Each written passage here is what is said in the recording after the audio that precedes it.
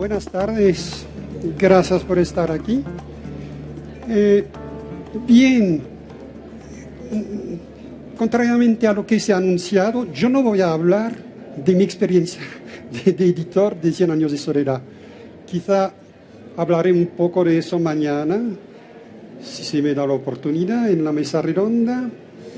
Y tampoco voy a hablar del título que figura en el programa, que es Mis Memorias de 100 años de soledad. A la verdad que son memorias de 100 años de soledad. Claro que son mis memorias, pero son las memorias de todos ustedes. Son también, como lo veremos, las memorias internas al texto. Bien, cada lectura de un libro que acompaña la vida depura novedades y sorpresas, si realmente es un libro de vida.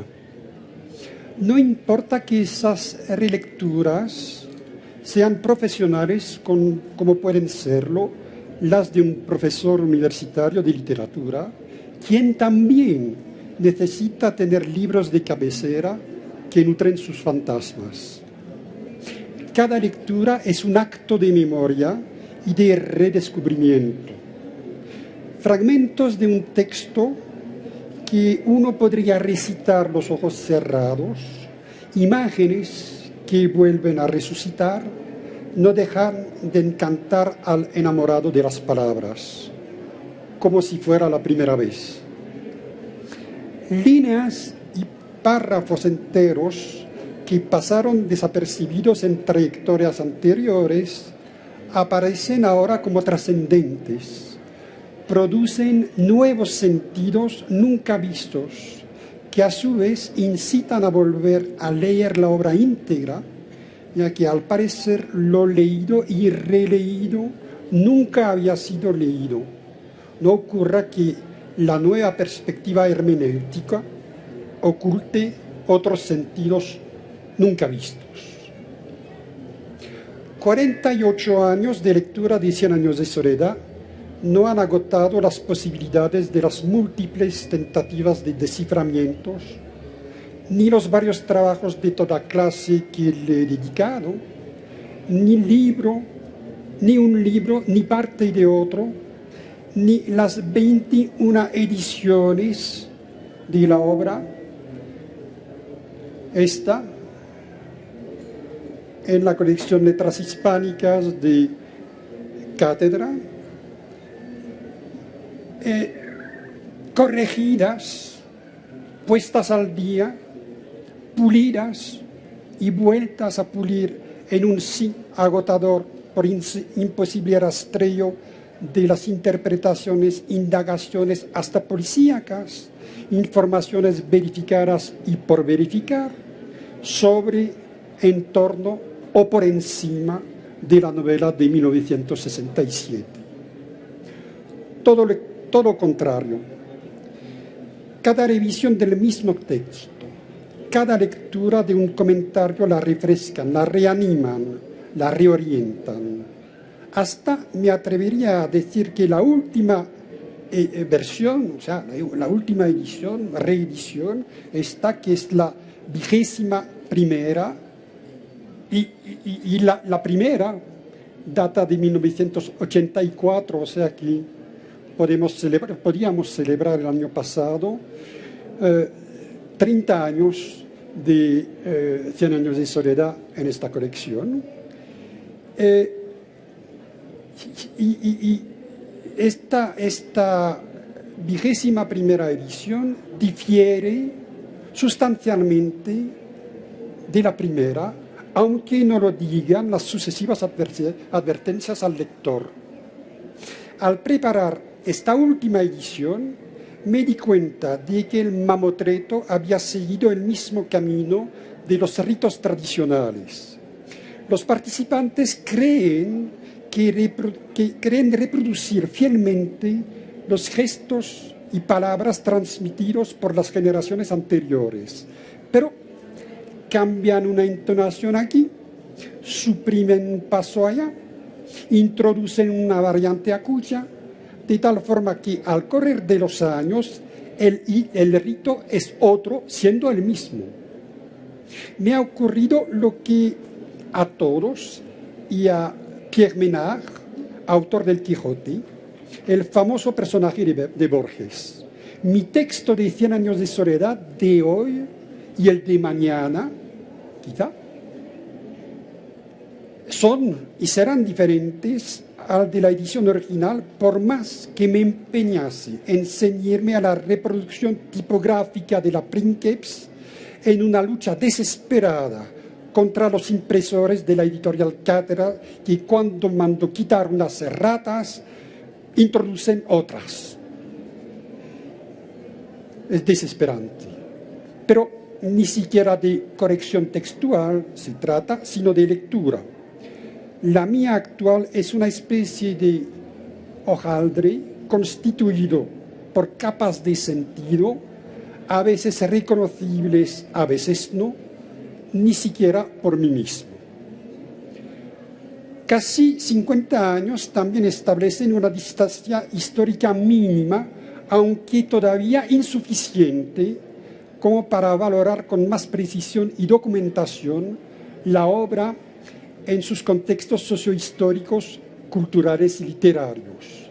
Digo todavía insuficiente porque la muerte del escritor data de 1 año y 13 días y pueden quizá aparecer,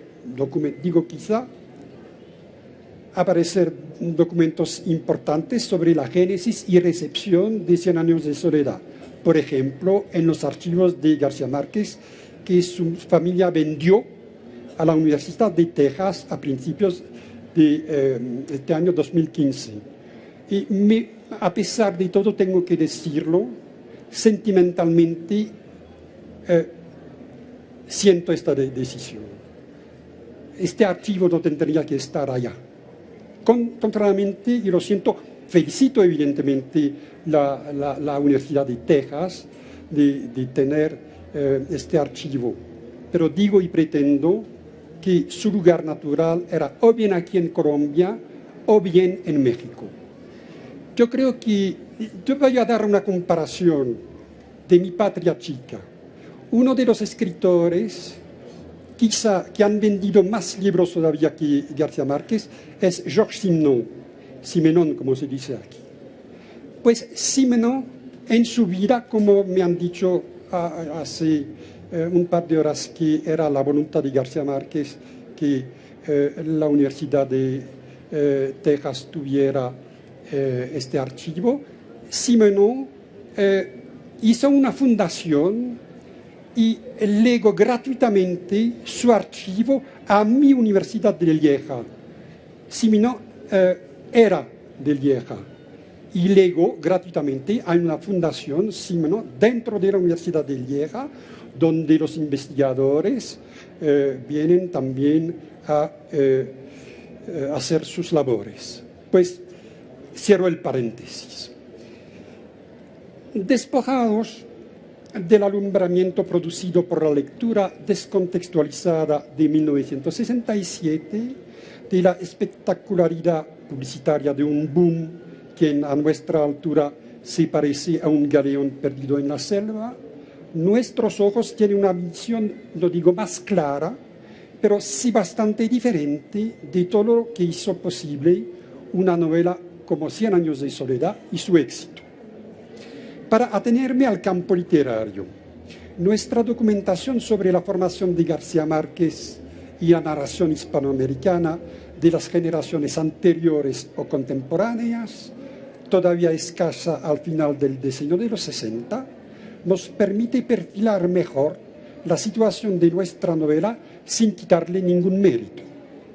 La multiplicación de los estudios intertextuales, las inquisiciones biográficas sobre las lecturas del joven García Márquez o sobre su primera estancia de aprendiz de periodista en Cartagena de Indias, así como las sumas biográficas de Dasso Saldívar y Gerard Martin, dibujan un paisaje socioliterario colombiano e hispanoamericano donde se integra más naturalmente, ya no como un animal exótico, la novela de 1967.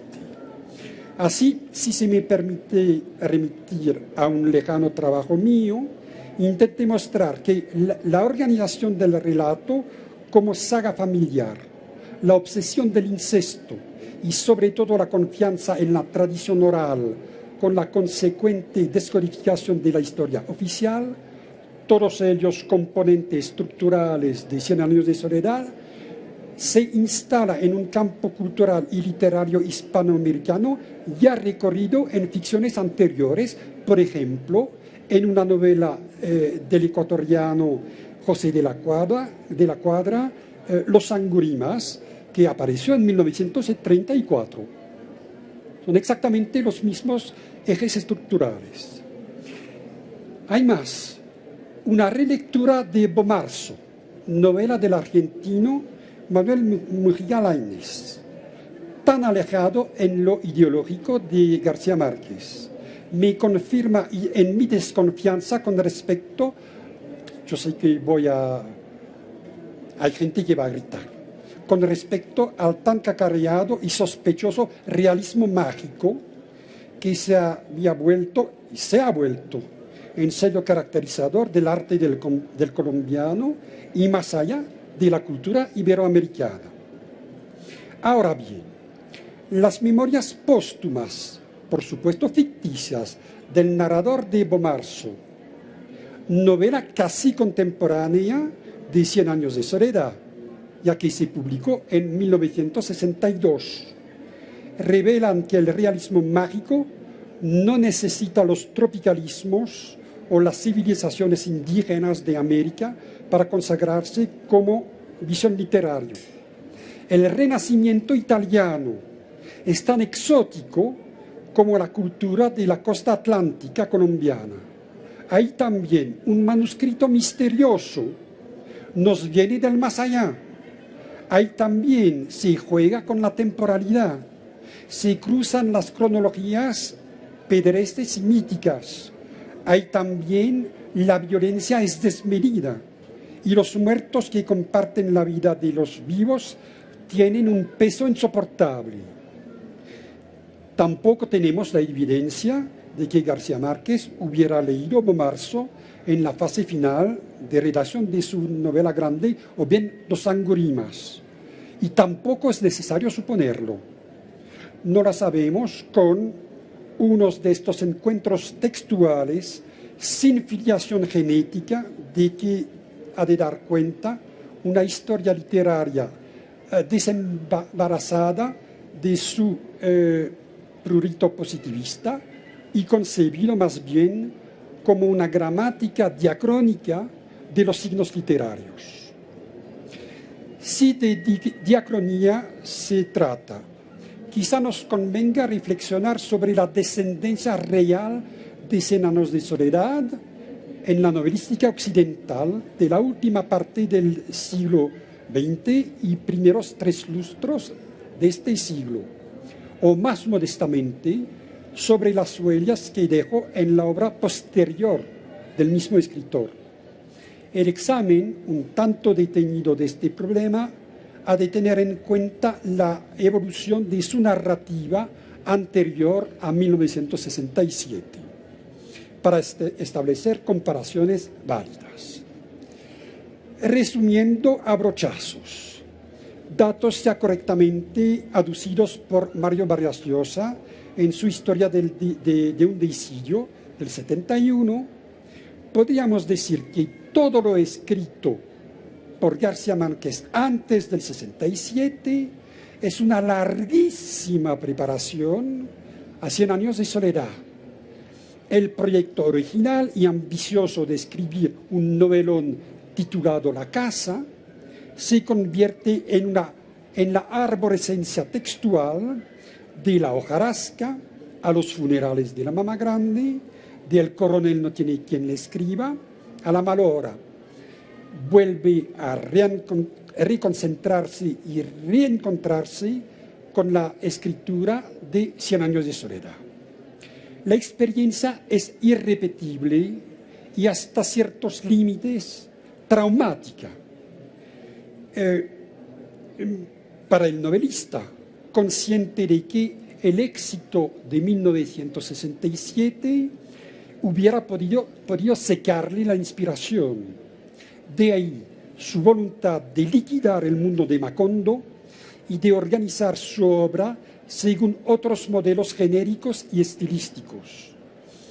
Ya la ruptura es radical con la escritura experimental de El otoño del patriarca, que se publica en 1975, que junto con los cuentos anteriores de La increíble y triste historia de la cándida Heréndira y de su abuela desalmada, que se publica en 1972, esta escritura pues señala el surgimiento ya no de una nueva arborescencia, sino de un sembrado de ficciones diversificadas, autónomas, que van desde la novela rosa de El amor en los tiempos del cólera, 85, hasta la de los amores seniles de Memoria de mis putas tristes del 2004, pasando por la novela histórica tradicional de El general en su laberinto y la reconstrucción de una leyenda en Del amor y otros demonios del 94. Romper con el mundo de Macondo no significa secar los cauces profundos que surcan la narrativa de García Márquez, quien fue seleccionando las posibilidades temáticas proliferantes de Cien años de soledad. A mi modo de ver, dos de sus demonios preferidos siguieron acosándolo: el poder y el amor. Ambos temas vuelven a arrancar de la novela de 1967 y a veces desde sus primeras ficciones, para focalizarse en modalidades obsesivas. El poder es absoluto y solitario desde los tiempos de la Mama Grande.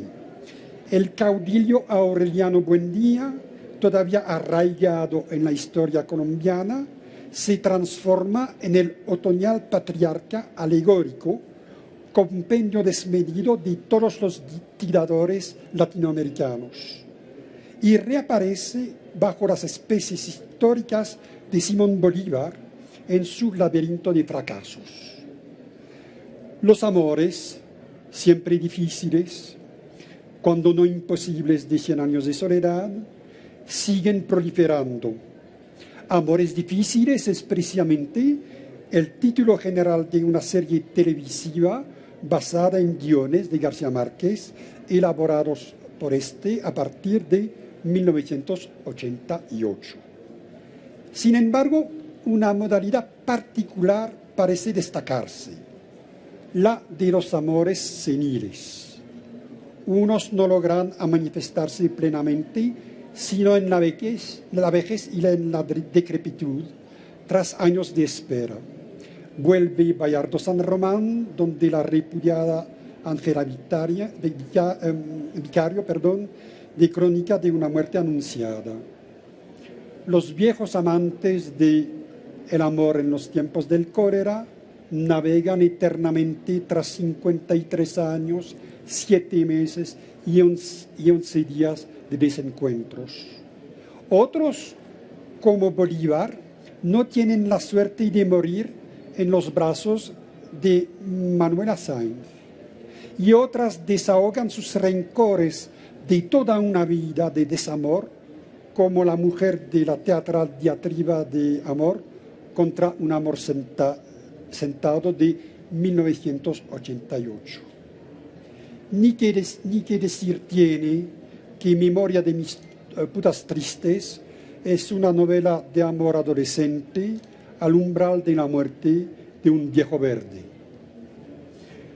Otra obsesión le persigue a Gabo: la de codificar en claves ficticias, más o menos transparentes, la historia de su familia y de convertir parte de su obra en conjeturas sobre la memoria de su tribu para parodiar el título del libro de linaje de José Donoso.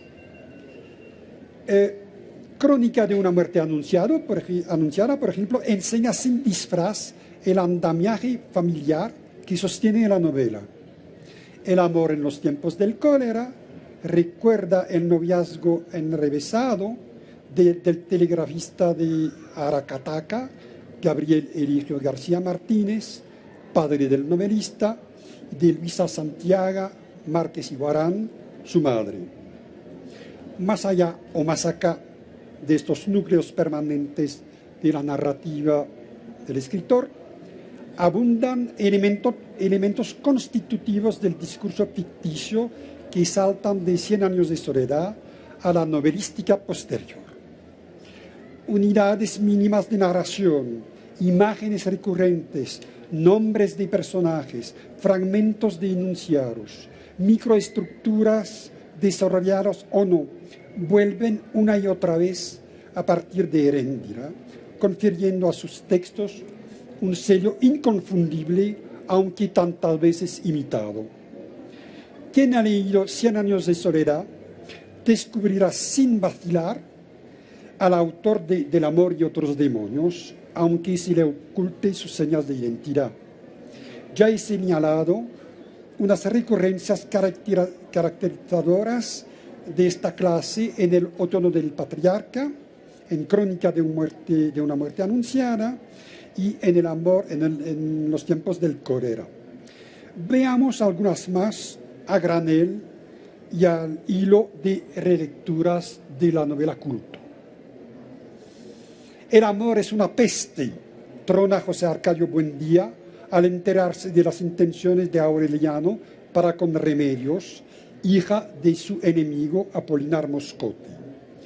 La resemantización de la metáfora fundamenta la fábula de la novela de el amor en los tiempos del cólera. El cólera, el amor es una peste, y la novela toda, el amor en los tiempos del cólera, parece ser una amplificación de la invectiva de José Arcadio y de una réplica de Amaranta a su enamorado Reinaldo Márquez. Olvidémonos para siempre, ya somos demasiado viejos para estas cosas. La expresión de Ángel Viejo del padre Nicanor Reina anuncia la llegada de un señor muy viejo con unas alas enormes, cuento de Heréndira compuesto en 1968, cuando el autor tenía todavía muy presente el rasgo más poético que descriptivo que había plasmado en el texto del año anterior. La injusticia que arrebata a Aureliano Buendía y hace que salga en armas para la primera de sus incontables guerras civiles es la muerte a culatazos de una mujer mordida por un perro rabioso. La pasión en el sentido crístico de la palabra de Sierva María, protagonista del amor y otros demonios, tiene el mismo motivo. Un perro cenizo con un lucero en la frente, sospechoso de estar arrabiado, la muerde. Y aquí y así empiezan sus desgracias. Amaranta deja las esquelas de Pietro Crespi sin abrir. Otro tanto hace Bayardo San Román con las cartas desesperadas de Ángela Vicario. Aureliano José, el aprendiz de papa, emprende el viaje a Roma para conseguir la autorización pontifical de casarse con su tía Amaranta. El enfrentamiento inútil de un personaje con la burocracia vaticana arma la trampa de un artículo de prensa de 1981, amplificado en un guión de película, Milagro en Roma, y en una última revisión integrado en los 12 cuentos peregrinos. En ese cuento, titulado La Santa, el cadáver de una niña goza del mismo privilegio del cuerpo de Fernando del Carpio, caballero de la Orden del Santo Sepulcro, que es el de conservarse intacto en la tumba. El poder hiperbólico del coronel Aureliano Buendía se manifiesta en el hecho de que sus órdenes se cumplen antes de ser impartidas, aún antes de que él los concibiera. Huelga decir que el patriarca del otoño manda de la misma forma a sus súbditos. La novela de 1975 agrega una dimensión al conjunto ideológico que García Márquez va armando sobre el poder ficción tras ficción. El poder absoluto, por serlo, acaba perdiéndose absolutamente. Las órdenes anticipadas del dictador no corresponden a sus intenciones y su poder ya no controla nada.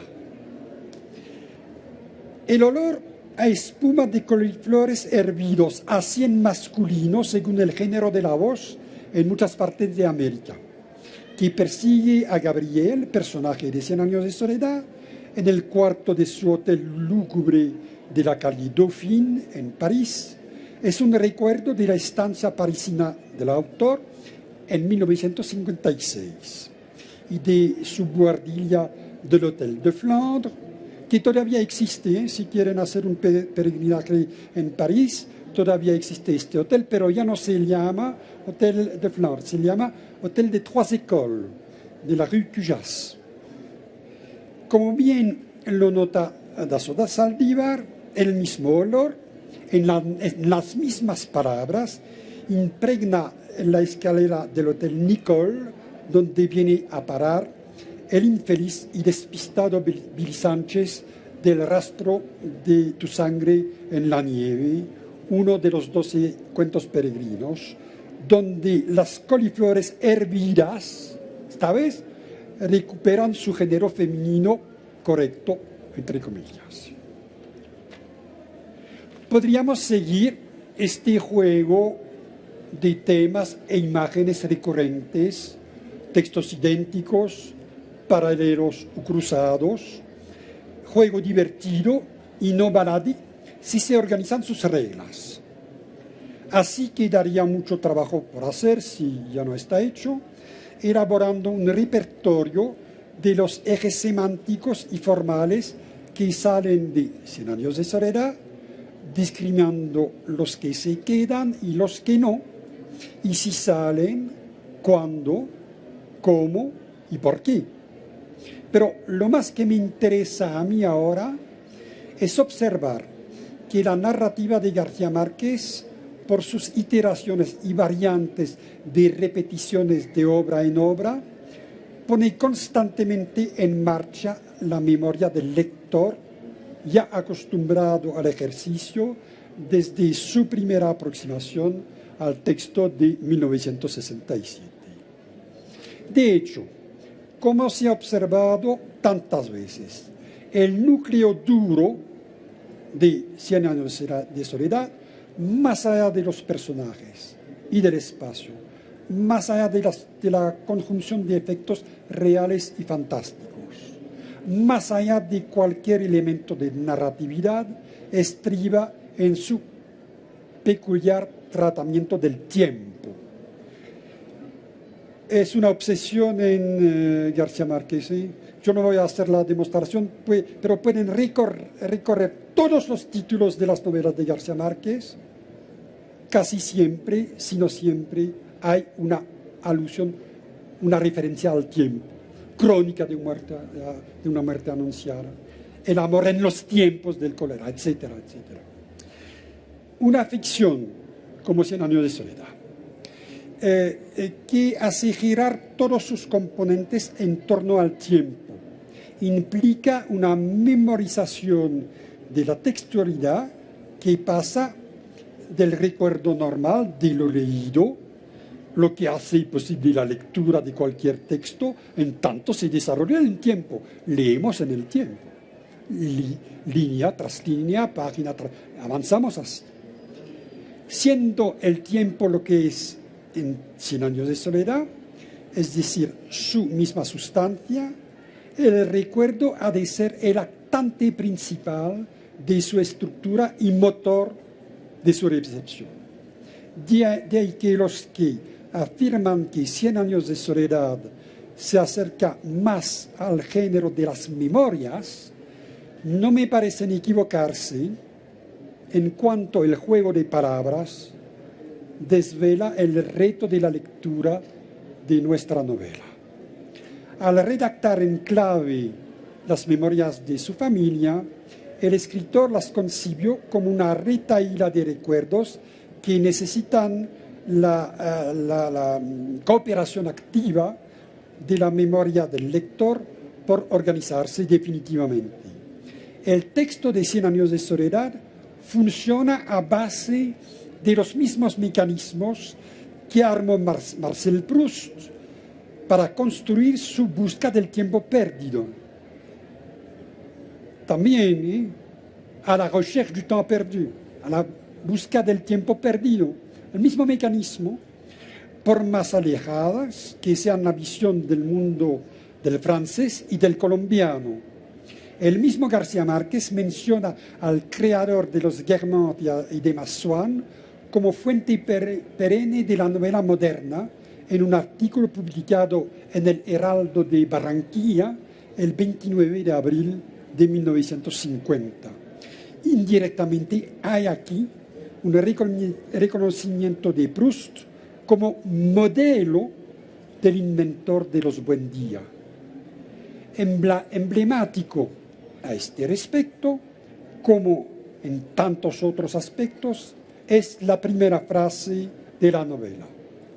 Muchos años después, frente al pelotón de fusilamiento, el coronel Aureliano Buendía había de recordar aquella tarde remota en que su padre lo llevó a conocer el hielo. El primer sintagma verbal del texto había de recordar, que es el núcleo de la oración según la gramática de don Emilio Alarcos Llorach. Portador de la acción, según las antiguas preceptivas, remite a la rememoración de lo que todavía no ha ocurrido en la narración. Pone en marcha una máquina de la memoria que no se detendrá hasta las palabras finales y fatales que señalan la invasión del olvido inscrito en el proyecto de los fundadores, quienes salieron de Riohacha cuidándose de, cito el texto, de no dejar rastro ni encontrar gente conocida. Si las estirpes condenadas a 100 años de soledad no tienen una segunda oportunidad sobre la tierra, es antes que nada porque ya no existe nadie para reconocerlas. Surgido de una voluntad de olvido, el territorio de una nueva memoria que quiso ser Macondo había de volver al olvido. El huracán bíblico que arrasa al pueblo y el texto que cuenta su historia, que tenía que desembocar en la simbólica página blanca que termina todo libro, y este más que otro. Muy bien. Desde el había de recordar inicial, todo no es sino recuerdo y olvido. Dos de los episodios nucleares de las dos partes que configuran la novela textualizan esta dialéctica soberana. La peste del olvido, después de curada, seguirá contagiando insidiosamente a los macondinos desmemoriados, hasta que se olviden de la masacre que concluye la huelga de la compañía bananera y mueran fagocitados por la voracidad del olvido. Entre recuerdo y olvido se pasean los buen día y se suceden las palabras que relatan su historia. Sus aventuras son asimismo las del propio texto que las contiene, y más allá son las aventuras de la práctica social de la literatura que las constituyen ficción. Práctica paradójica que quiere salvar lo perecedero mediante un instrumento que se sabe perecedero. La escritura, había dicho el arcipreste de Ita, a la saga de una larga tradición, fue aliada por razón que la memoria del hombre nadera es decir, que la memoria del hombre es frágil. Por eso los hombres inventaron la escritura. Pero toda literatura puede ser olvidada y destruida como los versos amorosos del coronel Aureliano Buendía, primero olvidados en el fondo de un baúl y luego quemados. En cuanto a los manuscritos de Melquíades, metáfora por excelencia de la salvación por la escritura, los lleva también el viento final, hasta que alguien, un deus ex machina, relance la máquina de recordar que, como los gastados atuendos de reina de Fernanda y la gastada ruedo del tiempo que rechina sobre su eje, acabará en polvo, en nada. Y reescribir los manuscritos de Melquíades es desafiar la aporía de la literatura, con la esperanza de que otro descubra algún día que, muchos años después, frente al pelotón de fusilamiento, el coronel Aureliano Buendía había de recordar esta tarde remota en la que su padre lo llevó a conocer el hielo. Se dice, se repite y se repite que 100 años de soledad tiene una estructura circular, ¿no? Tiene una estructura en espiral. Bueno, yo no lo voy a desarrollar ahora.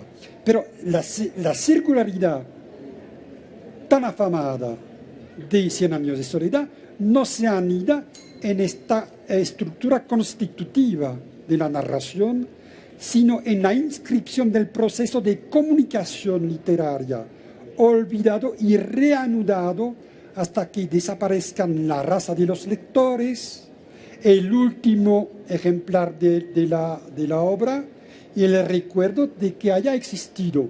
Y esto llegará, algún día llegará. Espero que no lo veamos, pero llegará. Bien, se podría hablar mucho más de las memorias de 100 años de soledad, pero quisiera insistir que las memorias de 100 años de soledad son en relación dialéctica con los recuerdos. Porque la verdad es que los recuerdos en 100 años de soledad pesan tanto como los muertos, y más si son recuerdos de la soledad de los muertos en la muerte. Pero borrar los recuerdos insoportables es tan peligroso como aguantarlos. El olvido mata en sentido literal. Cito, Amaranta no pudo soportar los recuerdos que le suscitaba Generaldo Márquez hasta que desapareció finalmente, anulado por la parálisis. Quizá peor es la soledad, que al seleccionar los recuerdos, al concentrarlos en uno solo, transforma a la implacable y envejecida Amaranta en un rencor vivo que no perdona a Rebeca, pudriéndose en su sopa de larvas. Si los personajes de 100 años de soledad forman parejas antagónicas, no cabe duda de que Amaranta se opone a su hermano, el coronel, mientras aquella, enredada en el berenjenal de sus recuerdos, había llegado a la vejez con todas sus nostalgias vivas. El coronel, había conseguido esterilizarlas, después de dejar la lucha por la justicia y luego la guerra por la guerra. Aureliano emprende otro combate, más feroz todavía, contra sus recuerdos. La tan celebrada fabricación de los pescaditos de oro, armados y fundidos y vueltos a armar, no es la figura del despojamiento de todo recuerdo hasta olvidar un sueño recurrente que tenía la virtud de no ser recordado sino dentro del mismo sueño. Sin embargo, minutos antes de morir, por primera vez desde su juventud, pisó conscientemente una trampa de la nostalgia y revivió la prodigiosa tarde de gitanos en que su padre lo llevó a conocer el hielo. Última trampa, antes del blanco del olvido total que precede la muerte. Cito: entonces fue al castaño, pensando en el circo, y mientras orinaba, trató de seguir pensando en el circo, pero no encontró el recuerdo. Aureliano Buendía acababa de conseguir la meta de su vida, morir sin recuerdo y sin dejar recuerdo. Si no fuera que un gitano hubiera anticipado su muerte sin recuerdo, de la cual se acordaría el padre del gitano, nacido en Aracataga, Colombia. Bien, hay pues toda una dialéctica entre la memoria y el olvido, el recuerdo y el olvido. Y esta dialéctica se inscribe ficticiamente y en las imágenes del texto de 100 años de soledad. Estas memorias construidas a base de memorias hereditarias, colectivas, individuales, corporales y sentimentales, necesitan la memoria textual de quien las recorre para adquirir una forma definitiva. Pero ¿quién, desde la misma novela, mejor resume esta dialéctica de la memoria y del olvido, de la vanidad de aquella y de la necesidad de este? Es el sabio catalán, mentor del aureliano novelístico, figura ficcionalizada de Ramón Viñés, guía del lector repentino que fue García Márquez, o sea, uno de los constructores de su memoria. De regreso a su aldea catalana, añoraba el calor del Caribe como en Macondo había añorado los inviernos de su tierra. Aturdido por dos nostalgias enfrentadas como dos espejos, perdió su maravilloso sentido de la irrealidad hasta que terminó por recomendarles a todos que se fueran de Macondo, que olvidaran cuanto él les había enseñado del mundo y del corazón humano, que se cagaran en Horacio y que en cualquier lugar en que estuvieran recordaran siempre que el pasado era mentira, que la memoria no tenía caminos de regreso, que toda primavera antigua era irrecuperable y que el amor más desatinado y tenaz era de todos modos una verdad efímera. Fin de cita. Y si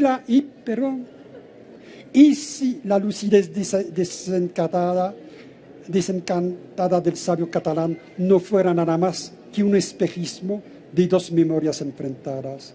Y si la memoria blanca que exalta no fuera otra cosa que el vacío mental alcanzado por el coronel Aureliano Buendía, la condición previa a una nueva reconstrucción memorialística que podría empezar con las palabras, muchos años después, frente al pelotón de fusilamiento, el coronel Aureliano Buendía había de recordar, etcétera, etcétera, etcétera. Muchas gracias.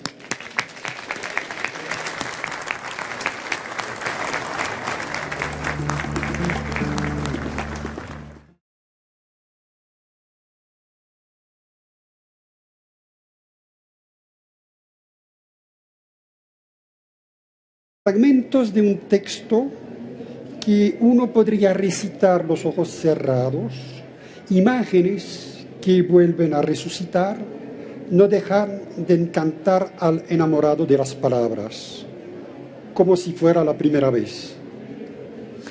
Líneas y párrafos enteros que pasaron desapercibidos en trayectorias anteriores, aparecen ahora como trascendentes, producen nuevos sentidos nunca vistos, que a su vez incitan a volver a leer la obra íntegra, ya que al parecer lo leído y releído nunca había sido leído.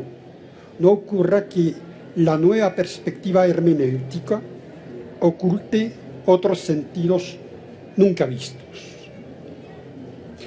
48 años de lectura de 100 años de soledad no han agotado las posibilidades de las múltiples tentativas de desciframientos, ni los varios trabajos de toda clase que le he dedicado, ni un libro, ni parte de otro, ni las 21 ediciones de la obra.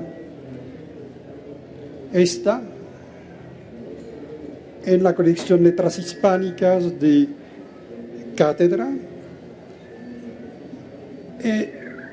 corregidas, puestas al día, pulidas y vueltas a pulir en un sí agotador por imposible rastreo de las interpretaciones, indagaciones hasta policíacas, informaciones verificadas y por verificar sobre, en torno o por encima de la novela de 1967. Todo lo contrario. Cada revisión del mismo texto, cada lectura de un comentario la refrescan, la reaniman, la reorientan. Hasta me atrevería a decir que la última versión, o sea, la última edición, reedición, esta que es la 21ª, y la primera data de 1984, o sea que podíamos celebrar el año pasado 30 años de 100 años de soledad en esta colección. Y esta 21ª edición difiere sustancialmente de la primera, aunque no lo digan las sucesivas advertencias al lector. Al preparar esta última edición, me di cuenta de que el mamotreto había seguido el mismo camino de los ritos tradicionales. Los participantes creen reproducir fielmente los gestos y palabras transmitidos por las generaciones anteriores, pero cambian una entonación aquí.